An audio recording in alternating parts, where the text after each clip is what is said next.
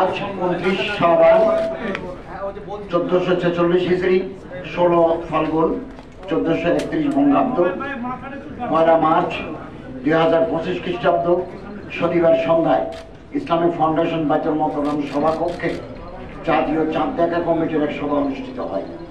সভায় 1446 হিজরি সালে পবিত্র রমজান মাসের চাঁদ দেখা সম্পর্কে সকল জেলা প্রশাসন, ইসলামিক ফাউন্ডেশনের প্রধান কার্যালয়, বিভাগীয় জেলা কার্যালয় সমূহ, বাংলাদেশ আবহাওয়া অধিদপ্তর এবং মহাকাশ গবেষণা ও দূর অনুধাবন প্রতিষ্ঠান হতে প্রাপ্ত তথ্য নিয়ে পর্যালোচনা করে দেখা যায় যে বাংলাদেশের আকাশে পবিত্র রমজান মাসের চাঁদ দেখা গেছে।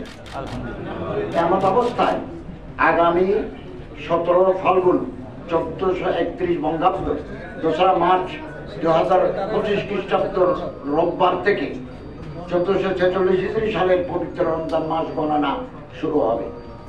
তৎপ্রেক্ষিতে আগামী 26 রমজান 1446 হিজরি, 13 চৈত্র 1431 বঙ্গাব্দ, 27 মার্চ 2025 খ্রিস্টাব্দ তারিখ বৃহস্পতিবার দিবাগত রাতে পবিত্র লাইলাতুল কদর উদযাপিত হবে ইনশাআল্লাহ।